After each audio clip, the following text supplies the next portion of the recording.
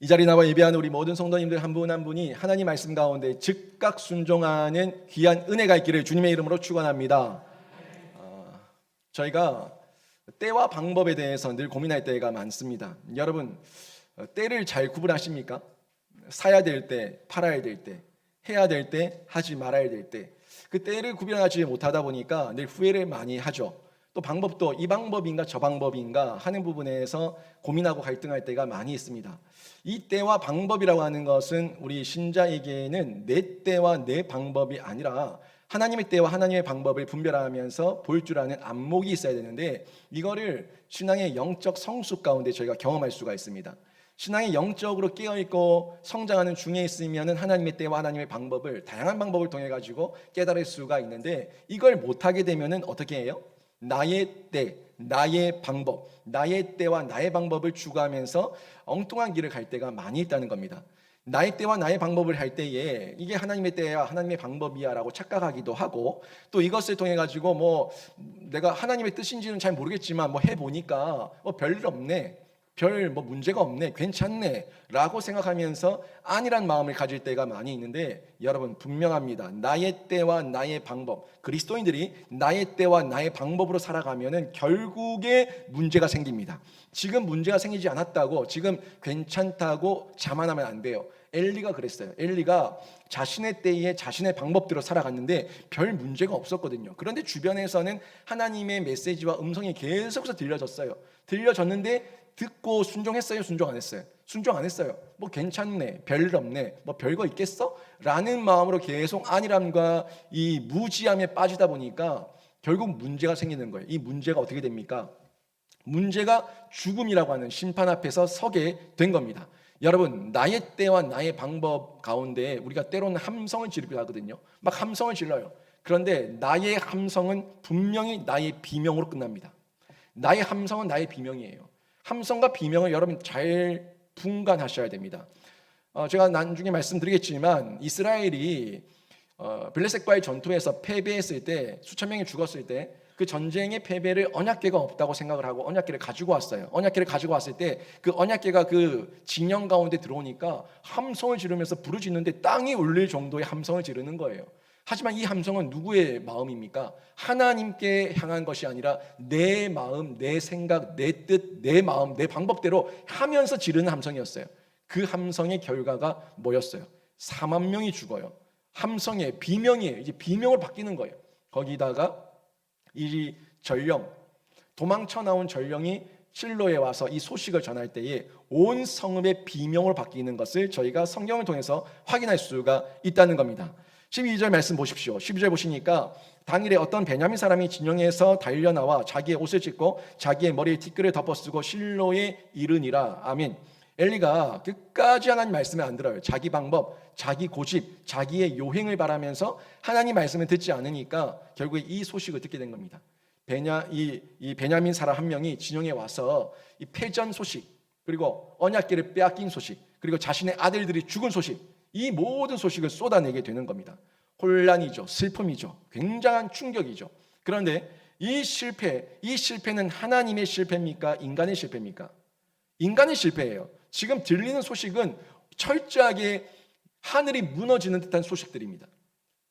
수만 명이 죽었어요. 당신의 아들이 죽었어요. 언약궤를 빼앗겼어요. 어느 것 하나 가벼운 소식은 없어요. 근데 이 모든 내용이 하나님의 실패가 아니라 인간의 실패였다는 것을 저희가 확인할 수가 있는 거예요. 인간은 실패해도 우리 하나님은 실패하지 않습니다. 인간은 실패해도 우리 하나님은 절대 실패하는 분이 아닙니다. 인간의 실패를 다시금 하나님은 선용하실 수 있는 분이 우리 하나님이신 줄 믿습니다. 언약궤를 빼앗겼어요. 겉보기에는 아니, 언약의 상징인 언약궤를 빼앗겼으니까 하나님 어떻게 된 거예요? 하나님 살아계신 거 맞아? 하나님 안 계신 거 아니야? 하나님 실패한 거 아니야? 아니요. 하나님은 그 빼앗겼던 언약궤가 블레셋 땅으로 들어갔을 때 그 블레셋 땅에 뭘 일으키시는 거예요? 재앙을 일으키셔요. 재앙을 일으키시면서 그 이방 민족으로 하여금 누가 살아계신 걸 확인시켜 줍니까? 여호와 하나님이 살아계신 하나님인 것을 확인시켜 주는 거예요. 분명히 껍데기로 보면은 언약궤를 빼앗기는 실패예요. 인간의 실패예요. 이스라엘의 실패예요. 이스라엘의 실패고 패망인데 인간의 실패와 패망을 하나님께서는 하나님의 살아계심을 나타내는 증거로 바꾸시는, 선용하시는 하나님의 역사를 볼 수가 있는 겁니다.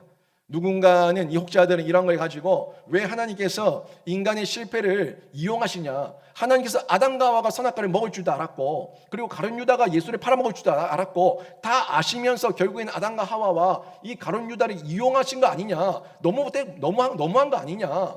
아니요, 하나님은 아담과 하와가 선악과를 따먹지 않기를 원하셨고, 가룟 유다도 죄 짓지 않기를 원하셨어요. 엘리도 죄 짓지 않기를 원하셨어요. 그게 하나님의 본심이에요. 하나님 모두가 구원을 받고 모두가 하나님의 자녀가 되는 걸 원하시는 게 하나님의 본심이에요.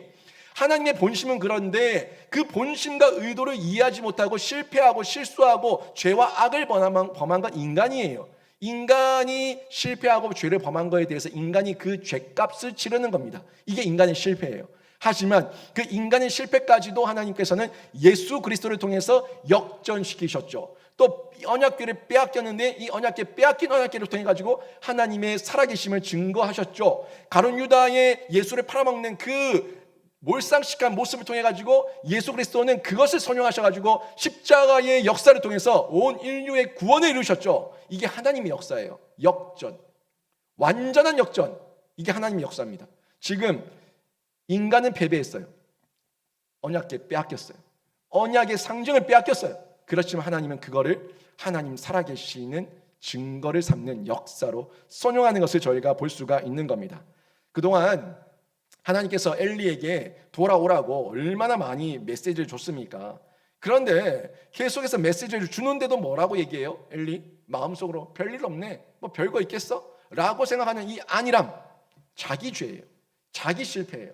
이 실패와 안일함과 죄악이 자신의 모습 가운데, 인생 가운데 결과로 나타나게 된 겁니다. 우리 하나님은요, 별일 없네? 아닙니다. 하나님의 말씀, 하나님의 경고, 하나님의 심판, 하나님께서 우리에게 돌이킬 것을 촉구하시는 이 모든 메시지는 지금 내 때에 아니라 하나님의 때에 하나님께서 반드시 실행하시는 줄로 믿습니다. 그래서 내 때에 아니라면 안 돼요. 내 방법에 내 생각을 아니라면 안 되고 우리는 하나님 앞에서 깨어 있어야 되는 겁니다. 하나님은 반드시 그 약속을 실행하시는 분이니까 그 말씀 앞에서 하나님을 두려워하고 경외하면서 또 하나님을 사랑하면서 하나님 앞에 매여 있어야 되는 겁니다. 13절 말씀 보십시오. 그가 이럴 때는 엘리가 길 옆 자기의 의자에 앉아 기다리며 그의 마음이 하나님의 괴로 말미암아 떨릴 즈음이라. 그 사람이 성읍에 들어오며 알림에 온 성읍이 부르짖는지라. 아멘. 지금 이 베냐민 한 사람이 진영에서 도망쳐 나와가지고 실로로 와서 이 패전 소식, 죽음 소식, 언약궤를 빼앗긴 소식 다 전합니다. 전하는데 보세요. 이 백성들은 이 사람이 소식을 전할 때에 부르짖었어요. 이 소식을 전할 때에 부르짖고 울며 부르짖는 거죠. 울며 부르짖으면서 비명을 지르고 있는데 이 소식을 듣기 전에 전령이 엘리에게 와서 소식을 전하기 전에 엘리는 이미 떨고 있어요. 이미 떨고 있습니다. 언약궤를 탈취 소식을 듣기 전인데 엘리는 떨고 있어요. 왜 그랬을까요? 사람들은 듣고 난 이후에 울고 비명을 지르는데 이 엘리는 언약궤 탈취 소식 듣기 전에 이미 떨고 있습니다. 왜 떨었을까요? 뭐 때문에 떨었을까요? 뭐 때문이겠습니까? 엘리가 자신의 죄를 알고 있다는 거예요. 하나님께서 이미 말씀하지 않았습니까? 엘리의 심판은 자신이 알고 있는 죄 때문이다. 분명히 말씀하셨죠. 엘리는 알고 있어요. 엘리는 지금 떨고 있는 이유가 하나님의 법궤가 실로 성막을 벗어나면 안 된다는 것을 알고 있었고, 알고 있는데도 불구하고 그 책임과 의무를 다하지 않았고 그 죄가 너무너무 크다는 것을 알고 있는데 보내긴 보냈는데 소식이 없으니까 뭔 일 난 거 아닌가 하는 마음에 불안하고 초조하고 이 어찌할 줄을 모르는 거예요. 그러니까 전령이 와서 소식을 전하기도 전인데도 불구하고 지금 떨고 있다고 성경이 분명하게 말씀하고 있지 않습니까? 겁이 나는 겁니다. 그리고 결국에 하나님의 심판이 엘리에게 구체적으로 나타나게 됩니다. 여러분, 혹시 여러분 삶 가운데 알면서 짓는 죄가 있지 않습니까?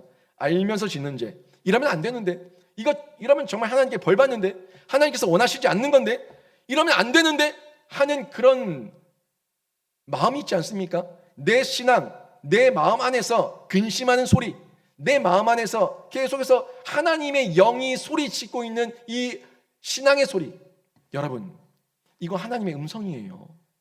여러분 마음 가운데 찬양이든 말씀이든 목회자를 통해서든 아니면 하나님께서 여러분의 성경을 보게 하는 중에, 큐티를 하고 말씀을 읽는 중에, 통독을 하는 중에 여러분 속에서 깨닫게 하시고 눈에 보이게 하시는 말씀, 그리고 너 이러면 안 되잖아, 너 이러면 안 되잖아 하는 마음을 주시는 이 근심, 이거 하나님의 음성으로 듣고 하나님 말씀 앞에 즉각적으로 순종하시기를 주님의 이름으로 축원합니다. 엘리는 이걸 무시했다고요. 이거를 뭉개버렸어요. 무시했어요. 별일 있겠어? 지금도 괜찮은데 아무 일도 없을 거야, 이런 마음 가운데 있었던 겁니다. 그러니까 심판을 당하게 되는 거예요. 죄를 알면은 내 신앙의 소리, 내 음성, 내 안에서 나오는 하나님을 근심케 하는 그 문제 가운데서 일어나는 내 신앙의 소리가 있다면, 그 말씀이 하나님의 음성인 줄 알고 듣고 나오면은 그게 복음의 소리예요. 근데 그 음성이 들려지는데도 안 나오면은 이거는 심판의 전주곡입니다. 나오면 복음이에요. 나오면 복음인데 안 나오면은 그 사람에게는 심판만 있을 뿐이에요. 나오면 상급이 있어요. 나오면 복이 돼요. 나오면 복음이 돼요. 안 나오면 심판과 저주와 하나님의 책망만 있을 뿐입니다. 나오지 않으면 하나님의 심판이 임하는 거, 이거 잊지 마십시오. 별일 있겠어? 아니요, 별일 있습니다. 분명히 있습니다. 내 평생에 있습니다. 내 영혼 속에 있습니다. 분명히 있습니다. 이거 잊어버리시면 안 되는 겁니다. 별일 있겠어? 이 믿음은 어디서 나오는 거예요? 도대체가 많은 신자들이 별일 있겠어? 라는 마음 가운데 착각에 빠져 있는데, 이건 믿음 아니에요. 무모함입니다. 안일함입니다. 어리석음입니다. 무지함입니다. 분명히 내 속에서 소리치고 있는 하나님의 영이 있는데 그 영의 소리를 듣지 않고 별일 있겠어? 이건 어디서 나온, 근거가 어디예요? 근거가 어디서 나온 믿음입니까? 그냥 무턱대는 믿음 가지지 마시고, 여러분 확실한 진리의 말씀, 이 성경을 통해서 또 우리에게 주신 하나님의 성령을 통해서 주시는 음성을 들으시기를 바랍니다. 그게 진리예요. 그게 확실한 겁니다. 내 감정의 소리가 아닌 하나님의 말씀을 듣고 또 때와 방법을 분별할 때, 그때 우리가 사는데, 어때요? 이걸 듣지 않으면 지금은 함성이죠? 비명이 될 겁니다. 지난주 에베네셀 진영에 하나님의 언약궤를 묻지도 않고 자기들 마음대로 가지고 왔을 때, 이제 살았다, 이제 이겼다, 누구 마음대로? 자기들 마음대로 이제 살았다, 이제 이겼다, 그러면서 함성을 질러서 함성을 땅이 울릴 정도로. 근데 내 때, 내 방법, 내 생각, 결국은 언약궤로 인한 함성이 언약궤로 인한 비명으로 바뀝니다. 이게 성경이 주는 교훈이에요. 너무 큰 대비를 보여주고 있는데, 지들에게 왜 이런 일이 일어났겠습니까? 이런 일 누가 자초한 겁니까? 하나님이 하신 거예요? 이러고도 하나님 원망할 거예요? 하나님께서 하신 게 아니라 자기들이 한 일에 대해 가지고 자기들이 그 책임을 당하고 심판에 당하는 거예요. 이건 하나님 때문이 아닙니다. 내가 자초한 일이에요. 이거는 전적으로 인간의 실패지 하나님의 실패가 아닙니다. 하나님은 이 인간의 실패를 통해서도 하나님의 역사를 이뤄내시고 하나님 나라를 확장하는 분이 하나님의 능력이에요. 다만 그 사람이 하나님의 역사에서 동참하고 참여하지 못하는 소외자가 된 거예요. 소외자가 된 거예요. 이 무서운 말입니다. 하나님의 역사는 계속 펼쳐지고 있는데 내 마음대로 내 뜻대로 했다가 내가 그 하나님의 영광과 하나님의 나라의 확장에 소외된 소외인, 심판을 받는 심판자, 심판을 당하는 자, 이런 꼴이 된다는 것은 굉장히 무서운 얘기예요. 여러분, 지금 짓는 죄 앞에서 별일 없다고 별일 없네 하지 마시고, 자만하지 마시고, 내면에서 외치는 신앙의 소리를 무시하지 마시고, 모든 일 가운데 하나님의 영광 가운데 하나님께서 다 드러내실 하나님의 일 가운데 여러분이 분별하시면서 민감함으로 반응하시기를 주님의 이름으로 축원합니다. 이 가운데 저희가 내 마음대로 내 뜻대로 했을 때 그 무지함, 이 무지함에는 결과가 반드시 나오는데 그 무지의 결과를 보게 됩니다. 15절 말씀 보십시오. 15절 말씀 보시면, 그때에 엘리의 나이가 98세라 그의 눈이 어두워서 보지 못하더라. 아멘. 98세라고 하는 것은 물리적인 거죠. 육적인 물리적인 나이, 98세 많은 나이 맞습니다. 그런데 성경에서 지금 이 엘리를 향해서 얘기하고 있는 98세라고 얘기하는 것은 98세에 눈이 어두웠다는 것은 물리적이라서 눈이 어두웠다는 게 아니라 영적으로 눈이 어두웠다는 거예요. 모세는 120세에 하나님 앞에 부름을 받아요. 그런데 모세는 120세인데도 불구하고 이 눈이 어두워지지 않고 기력이 쇠하지 않았다고 하나님께서 분명히 말씀하고 있죠.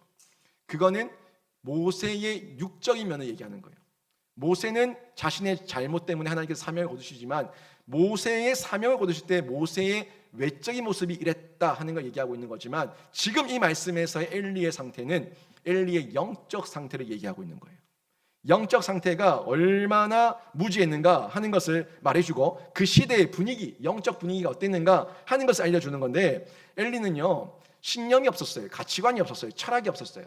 여러분 국가를 통치하는 통치자는 국정 철학이 있어야 됩니다. 목회를 하는 목회자에게는 목회 철학이 있어야 됩니다. 이 목회 철학과 국정 철학, 이 철학이라고 하는 건 자기에게 주어져 있는 철학이라고 하는 것은 신념이에요. 가치관이에요. 이 길을 가야 된다는 정확한 본질이에요. 그 본질 가운데서 추가하고 가지를 치고 거기에 풍성하게 만드는 다양한 방법들이 이루어질 수는 있지만 그 철학은 분명하게 있어야 돼요.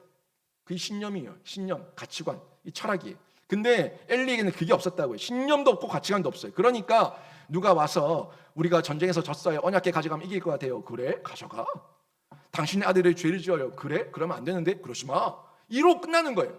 이 뭐 하는 겁니까? 철학이 없으니까 이 일의 결국을 미리 내다보지 못하니까 그냥 대충 말하고 끝내는 어리석은 모습, 무지한 모습을 지금 엘리가 보여주고 있다는 겁니다. 그래서 결국에는 뒷북치는 인생의 모습으로 자신이 끝나고 마는 거예요. 이 뒷북이에요, 뒷북. 심판대가 이르면 아이쿠 죽겠다 하기 전에 살면 되는 거예요. 죽겠다 하기 전에 저러면 죽는데 하고 안 가면 되는 거예요. 그런데 꼭 암에 걸리고 병에 걸리고 내 몸이 다 망가지고 죽을 때가 되어서야 아이고 죽겠다. 아니요. 미리미리 대비하고 미리미리 준비하고 미리미리 하나님 앞에서 영적으로 깨어있는 자가 복된 자인 줄로 믿습니다. 이게 더 복된 거예요. 물론 병들어서 고쳐주신 것도 하나님의 은혜지만 병들기 전에 미리미리 준비하고 대비하는 게 더 복된 거예요. 근데 엘리는 이걸 안 했어요. 얼마나 많은 메시지가 있었습니까? 안 했어요. 안 하니까 뒷북치는 인생이에요. 뒷북치는 인생을 엘리가 살았다는 겁니다. 처음에는 그렇지 않았겠죠. 처음에는 잘했어요. 처음엔 잘했겠지만 마음이 빼앗기는 겁니다. 어떻게 빼앗깁니까? 돈의 마음이 빼앗겨요. 자식의 마음이 빼앗겨요. 마음이 여기저기에 빼앗겨요. 여러분, 우리 그리스도인들은 돈과 자식의 마음이 빼앗기면 안 됩니다. 돈은 돈이고 자식은 자식이에요. 그런데 하나님 안에서 돈을 봐야 되고 하나님 안에서 자식을 봐야 돼요. 그래야지 돈도 통치하고 다스리고 선용할 수 있고 자녀도 하나님 안에서 아름다운 인재와 인물로 키울 수가 있는 겁니다. 이 부분을 그리스도인들이 너무 많이 놓쳐요. 그냥 맹목적인 부분에서 맹신하면서 잘못 이해하는 경우가 많이 있다는 겁니다. 처음에 그러지 않았다 하더라도 잘못된 거예요. 절대적으로 잘못된 거예요. 여기에 마음이 빼앗기면은 눈이 어두워집니다. 저는 저희 그리스도인들이 우리 성도들이 물질 가운데 복을 받기를 원합니다. 정말 물질 가운데 복을 많이 받기를 원하는데 여러분 마음 가운데 여러분 양심에 손을 얹고 한번 생각해 보시라고요. 지금 11조를 안 하는 사람이 하나님께서 물질의 복을 주셔가지고 수억, 수십억, 수백억을 줬다고 했을 때 11조 할 것 같습니까? 안 합니다. 사람의 욕심은 탐욕이 점점 더 커지는 대담함과 담대함을 가지고 있어요. 엘리의 자녀들 받지 않습니까? 비느하스와 홈리와 비느하스 받지 않습니까? 처음엔 냄비였어요. 나중에는 솥이에요. 나중에는 큰 솥 대야를 갖고 와요. 뭡니까? 하나님의 것을 막 빼앗고 갈취를 하는데 처음에는 안 그러다가 마음이 빼앗기니까 거기에 속아 넘어가는 거예요.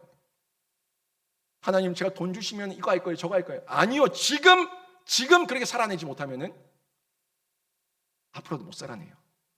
제가 왕의 재정이라는 책을 소개를 많이 해드렸죠. 왕의 재정은 그리스도인들이 이 세상을 살아가는 중에 비둘기처럼 순결함에 대해서 얘기하고 있어요.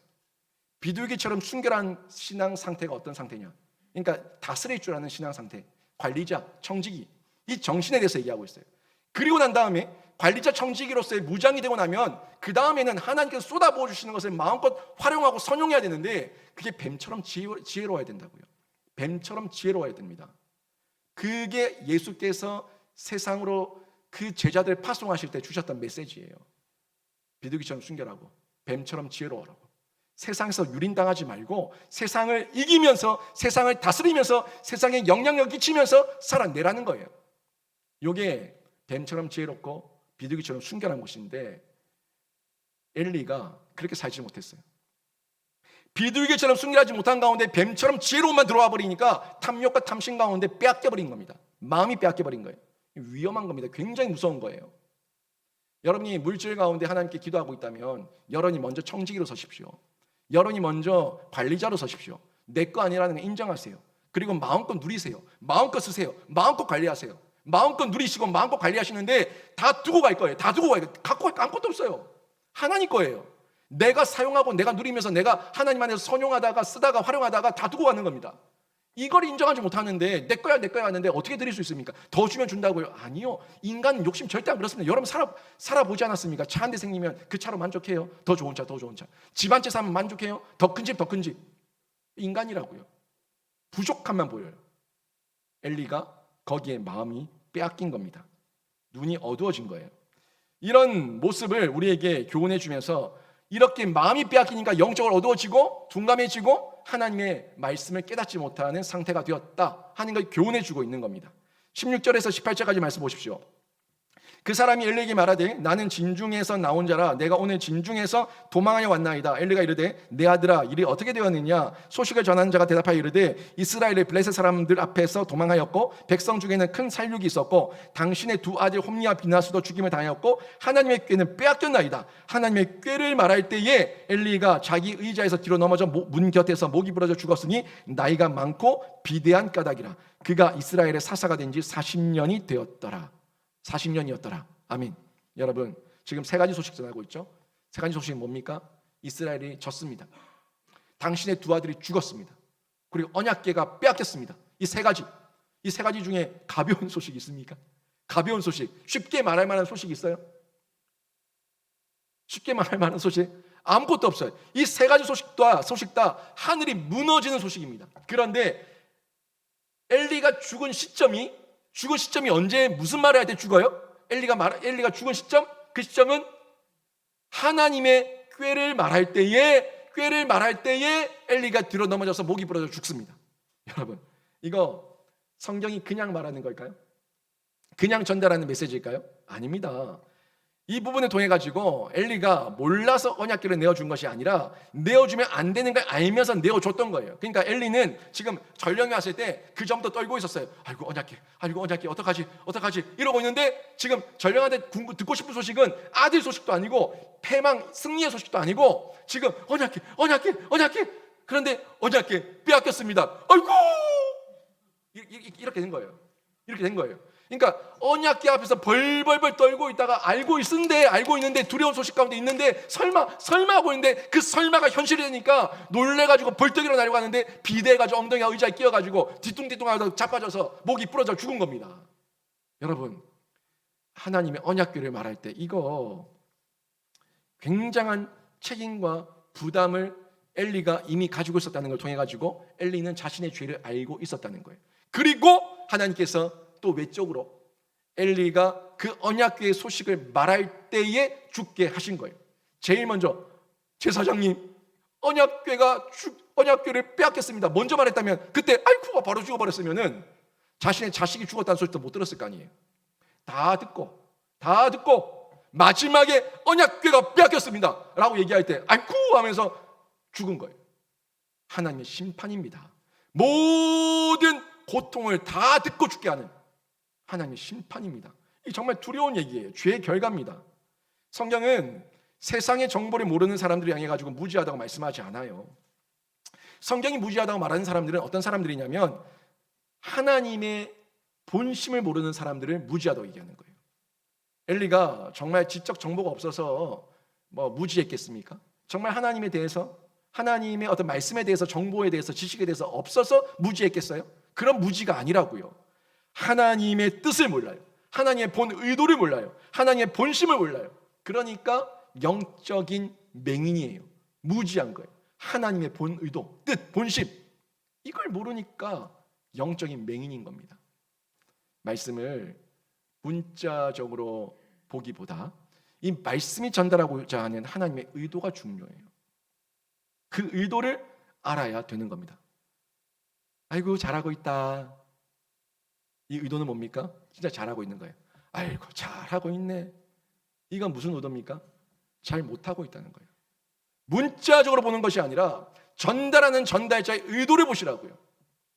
의도를 봐야지 그 본심을 알 수가 있는 겁니다. 엘리가 뭐라고 얘기해요? 40년 동안 18절에서 40년 동안 이스라엘의 사사로 있었다고 말씀하고 있죠. 그러니까 엘리가 처음에는요 40년 동안 사사로 있는 중에 잘했어요. 처음엔 잘했어요. 그러니까 성경에 보면은 40년 동안에 다른 외부 민족의 공격이 전혀 안 나옵니다. 전혀 안 나와요. 그러니까 엘리가 있는 중에는 뭐였다고요? 태평성대였다고요. 태평성대였다고요. 그러면 여러분 평안할 때 하나님께 감사해야 됩니까? 자만해야 됩니까? 그게 대비하는 거예요. 그게 준비하는 거예요. 평안할 때 감사하십시오. 지금 잘 된다고 느껴질 때 감사하십시오. 그래야지 자만하지 않습니다. 그런데 이런 민족의 공격도 없고 태평성대를 누리고 있으니까 자만한 거예요. 교만한 거예요. 육적 탐욕에 빠진 거예요. 성적 탐욕에 빠진 거예요. 외적인 모습에 속은 거예요. 자신의 육적인 만족대로 그 세월을 허비한 겁니다. 그렇게 살다 보니까 영적으로 둔감한 영적 맹인되고 하나님의 말씀이 아니라 자기 소견대로 살게 된 거예요. 아이고 뭐 몇십 년 동안 아무 일도 없었는데 별일 있겠어? 별일 있겠어? 별일 있습니다. 나중에 있습니다. 지금 평안케 하신 것도 하나님이시고 지금 평안케 했을 때 깨닫지 못하고 돌이키지 않으면 다시금 치시는 분도 하나님이세요. 이게 사사기의 역사 아닙니까? 계속 반복되는 거 아니에요. 평안해 주시면 죄 짓고 죄 지으면 울부짖고 울부짖으면 사사를 보내주시고 사사를 보내주시고 구원하시고 계속 반복 아닙니까? 이런 반복이 있는데도 불구하고 못 깨닫는 거예요. 여러분 삶 가운데 굴곡이 얼마나 많았어요. 여러분 삶 가운데 하나님 앞에서 두들겨 맞고 울며 불며 회개하고 다시는 안 그러겠다고 또 그러고 사는 중에 살만하면 또 죄 짓고 그런 반복이 얼마나 많았어요. 엘리가 그 모양으로 있었는데 엘리는 그 40년 동안 하나님께서 긴 평안을 주니까 깨닫지 못하고 자신의 마지막을 이렇게 당하게 되는 겁니다. 무지의 결과예요. 하나님을 깨닫지 못한 무지의 결과입니다. 어떻습니까? 이 엘리의 끝 아름답지 않죠. 지저분하죠. 지저분한 지도자로 기록되고 추억될 뿐이에요. 성경에서 엘리의 죽음을 참 자세히 설명해요. 그냥 엘리가 언약궤의 소식을 들을 때에 죽었더라 이러면 돼요. 그죠? 그냥 엘리가 언약궤의 소식을 들을 때에 죽었더라. 그런데 그냥 그렇게 말씀하지 않고 성경이 뭐라고 얘기합니까? 의자에서 뒤로 넘어져서 목이 부러져서 죽었더라. 왜 이렇게 자세하게 설명할까요? 비참함입니다. 비참함을 설명해 주고 있는데 상세하게 그 죽음을 기록한 이유에 대해서 여러분이 한 번 더 묵상해 보시기를 바랍니다. 여러분 세상에도 박수 칠 때 떠나라는 말이 있어요. 잘할 때 끝까지 잘하라는 거예요. 근데 박수 칠 때 떠나라는 이 말은 사람은 잘하면은 교만해진다고요. 그러니까 변질된다고요. 변질되기 때문에 변질되기 전에 박수 칠 때 떠나라. 이게 딱 모세에게 적용된 말이에요. 박수 칠 때 떠나라. 모세가 변질될 것 같으니까 자기의 의가 드러날 것 같으니까 가나안 땅에 들어가면 신격화될 것 같으니까 박수 칠 때 떠나라 얘기하면서 하나님께서 사명을 거두시는 거예요. 제가 특별 저녁 기도에 다 말씀드린 내용 아닙니까? 박수 칠 때 떠나라. 왜? 인간이 박수를 받으면 교만해지고 자만해지니까. 정치인들 보세요. 목회자들 보세요. 목회자들의 은퇴가 항상 더러워요. 정치인들의 그 뒤끝이 더러워요. 왜 그렇습니까? 그 교만과 자만, 자신의 탐욕을 내려놓지 못하니까 더 하려고, 더 가지려고, 더 취하려고 그 욕심 부리다가 그 끝이 지저분해지는 거예요. 기억이 안 좋아요. 추억이 좋지 않아요. 엘리의 모습이 딱 그 모습을 정확하게 보여주는데 잘못된 지도자 그리고 잘못된 부모 이런 모습으로 저희가 살아갈 때 어떤 결과가 무지의 결과가 어떻게 주어질까에 대해서 하나님께서 말씀해 주시는 경고의 메시지인데 저도 마찬가지예요. 두렵고 떨림으로 이 말씀을 받으면서 하나님, 제가 평생을 사는 중에 교만하지 않고 자만하지 않고 무지하지 않고 하나님께 매여있는 신자로 살기를 원하오니 저를 철저히 붙들어 주시옵소서, 이 기도를 드려야 되는 줄로 믿습니다. 그리고 오늘 말씀 보니까 그 무지의 결과 가운데 더 무서운 거예요. 이 죽는 것보다 더 무서운 거예요. 영광이 떠납니다. 영광이 떠나요. 이까봇, 영광이 떠난다는 이 무서운 메시지가 임합니다. 나야 죽으면 그만이지만 내 후손들, 내 자손들, 내 공동체, 이거 어떻게 되는 거예요? 영광이 떠나버렸어요. 누구 때문에? 엘리 때문에 영광이 떠나버립니다. 정말 두려운 거예요. 무서운 거예요. 나 하나 죽는 것으로 끝내지 않고 많은 영혼들을 죽이는 악영향을 끼치는 죄악, 이게 엘리를 통해서 나타나지 않습니까? 19절에서 22절까지 말씀 보십시오. 그의 며느리인 비나스의 아내가 임신하여 해산 때가 가까웠더니 하나님의 궤를 빼앗긴 것과 그의 시아버지와 남편이 죽은 소식을 듣고 갑자기 아파서 몸을 굽으려 해산하고 죽어갈 때에 곁에 서 있던 여인들이 그에게 이르되 두려워하지 말라, 네가 아들을 낳았다 하되 그가 대답하지도 아니하며 관념하지도 아니하고 이르기를 영광이 이스라엘에서 떠났다 하고 아이 이름을 이가봇이라 하였으니 하나님의 궤가 빼앗겼고 그의 시아버지와 남편이 죽었기 때문이며, 또 이르기를 하나님의 궤를 빼앗겼으므로 영광이 이스라엘에서 떠났다 하였더라. 아멘. 지금 이 상황이 좀 심각하죠. 가정적으로 시아버지가 갑자기 급사하고 자기 남편이 전쟁터에서 죽고, 그리고 하나님의 언약의 상징이고 이스라엘에게 하는 그 성소에 반드시 있어야 되는 언약궤를 탈취당한 이 상황, 아무런 소망도 희망도 발견할 수 없는 이런 상황, 이런 온 나라와 민족과 가정이 쑥대밭이 된 상황 가운데 그때 이 엘리의 며느리가 아들을 낳게 된 겁니다. 그런데 보세요, 이 그녀가 이 여자가 아들을 낳을 때 보세요, 갑자기 아파서 몸을 굽히려 해산하고 아이를 낳았어요. 해산하고 뭐라고 얘기해요? 죽어갈 때에, 해산하고 죽어갈 때에 분명히 말씀하고 있죠. 그러니까 아이를 놓고 나서 문제가 생긴 거예요. 아이는 낳긴 낳았는데 하혈을 많이 했든지 뭐가 잘못됐든지 이 엄마, 이 산모의 목숨이 위태로워진 겁니다. 그런데 이 영적 분위기를 보세요. 지금 산파들 옆에 있는 여인들이 하는 말이에요. 이 산모의 상황을 알잖아요. 누구 집 딸이고, 그리고 지금 누구 아들이고, 지금 이 나라 민족과 이 집안의 상황과 이 여인의 상황이 어떤 상황인지 뻔히 보이지 않습니까? 뻔히 알지 않습니까? 그런데 옆에 있는 여인들이 뭐라고 얘기해요? 죽어가는 여자를 보고 뭐라고 얘기해요? 그래도 집안의 대가 끊어지지 않겠다, 아들 낳았다, 괜찮다, 두려워하지 마라, 이 얘기하고 있는 거예요. 이거 여러분 옛날 할머니들 얘기 기억나세요? 아들 낳았다 그러면 아이고 그래도 내 제사밥 차려주겠네, 내 제사상 차려주겠네 하는 부모님들 말 기억나요? 자신의 인생과 자신의 모습 그 꼴은 보지 않고 그냥 제사밥 얻어먹을 거 생각하는 거예요. 그러면서 죽어가는 엄마 보고 집안이 쑥대밭이 되고 나라가 엉망이 됐는데 그 여자를 보고 두려워하지 마라, 그래도 네가 아들을 낳았다, 이 얘기를 하고 있는 겁니다. 이 영적 상황이 어떤 상황인지 여러분 느낌이 오십니까? 그러니까 이 며느리가, 엘리의 며느리가 어떻게 얘기합니까? 대꾸도 하지 않아요. 뭐라고 얘기해요? 그가 대답하지 아니하며 관념하지도 아니하고, 생각도 없다는 거예요. 생각도 전혀 듣지도 않는다는 얘기입니다. 관심이 가겠어요? 여러분 죽어가는데 산부인과 의사가 여러분 애 놓고 죽어가는데 그래도 아들 낳았으니까 제사상은 차려줄 겁니다, 이 얘기하면 그게 위로가 됩니까? 이런 개념 없는 상황 가운데 이 민족이, 이스라엘이 처해 있다는 것을 확인할 수가 있는 겁니다. 이 말에 엘리의 며느리 대꾸도 하지 않고 생각도 하지 않고, 그리고 뭐라고 얘기합니까?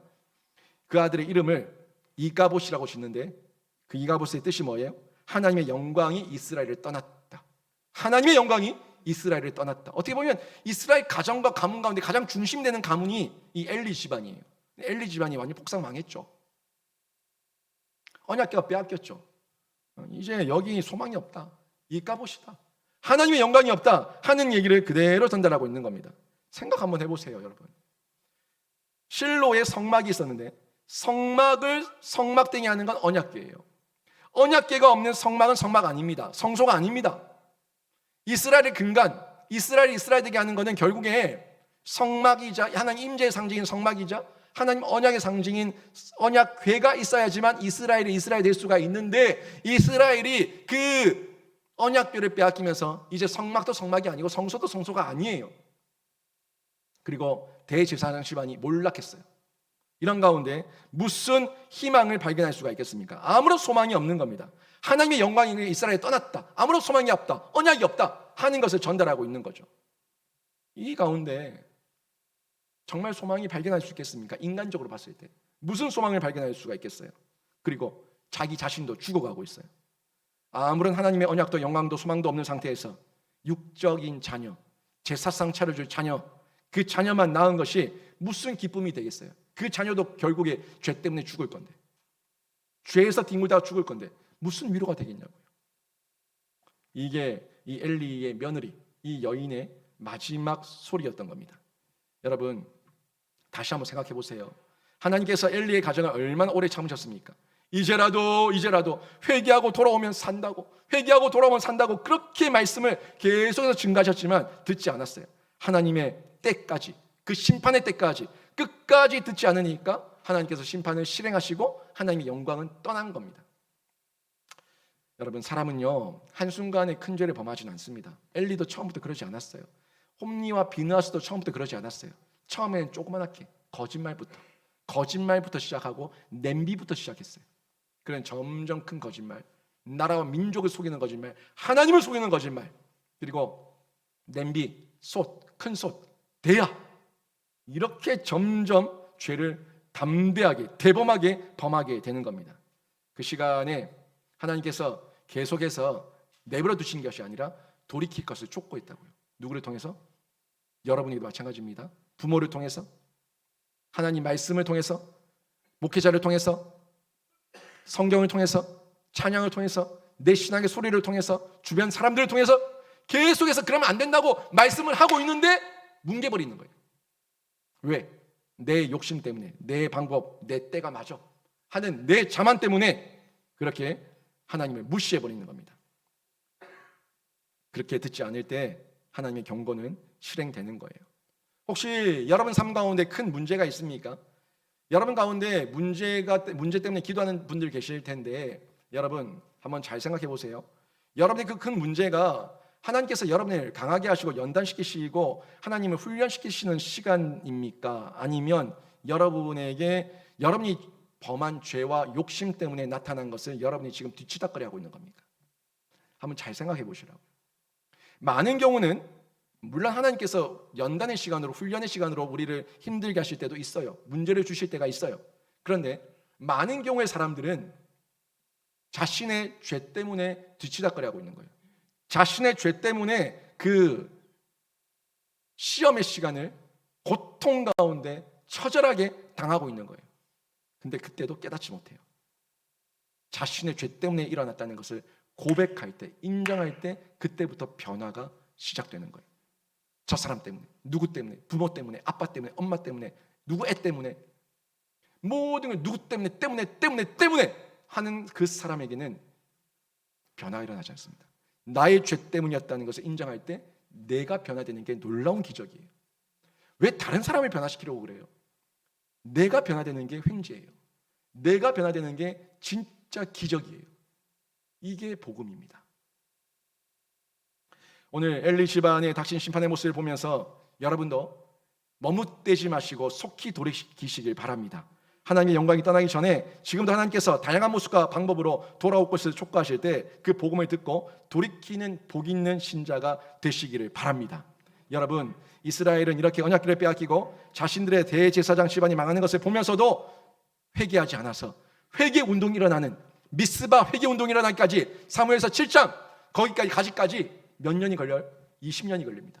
아니, 이 정도 봤으면은, 이 정도 당했으면은 바로 즉각 엎드려야 되지 않습니까? 이게 인간의 교만함입니다. 인간의 완악함이에요. 그 정도 봤는데도 무릎을 안 꿇어요. 20년 걸립니다.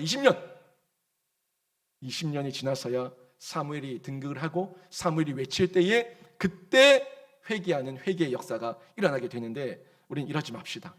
20년이라는 시간만큼 오래 시간 끌지 말고 여기저기 기웃거리지 말고 지금 당장 바로 하나님의 음성을 듣고 주님께 돌아와서 다시 사는 은혜와 복을 누리시기를 바랍니다. 성경 말씀을 나에게 주신 음성으로 들으세요. 모든 말씀을 나에게 주신 음성으로 들으세요. 이 90%, 약 90% 가까이 심판, 경고, 저주, 책망 하지 마라 하는 메시지가 90% 가까이 된다고 했는데 그 본심은 뭐예요?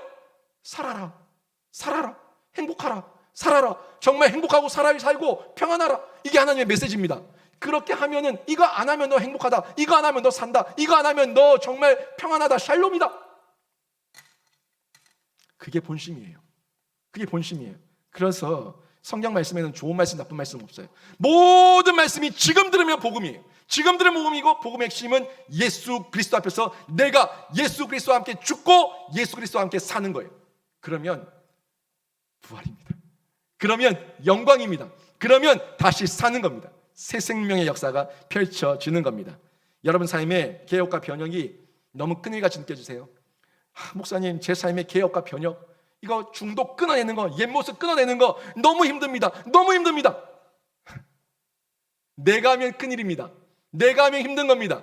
하지만 하나님께서 하시면, 오늘부터 지금 하나님과 함께하면 하나님께서 함께 하시는 중에 그 일이, 그 놀라운 역사가 일상이 될 줄로 믿습니다. 내가 하면 큰일이지만 하나님께서 하시면 아무것도 아니에요. 하나님께서 하시게 하세요. 여러분은 그냥 죽으세요.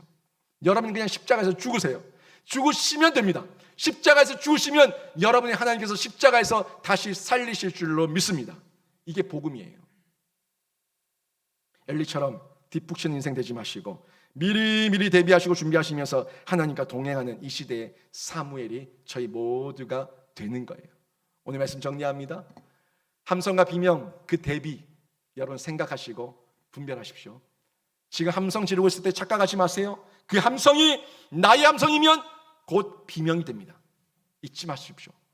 함성이 하나님께로인지 나로부터 나온 건지 분별하시면서 생각하시고, 영적 무지함의 결과를 예측하시면서, 엘리가 예측하지 못했을 때 그런 결과를 당했다는 걸 보면서 예측하시면서 하나님 말씀 앞에 뛰어드시고, 지금 나에게 주어져 있는 하나님의 평강의 은혜가 있다면 그 영광 지키시면서 지금 순종하셔가지고 여러분 한 분 한 분 모두가 뒷북 인생이 아니라 지금 실천해서 이 시대의 사무엘로 쓰임받는 귀한 신자 생명사역자가 되시기를 주님의 이름으로 축원합니다. 아멘.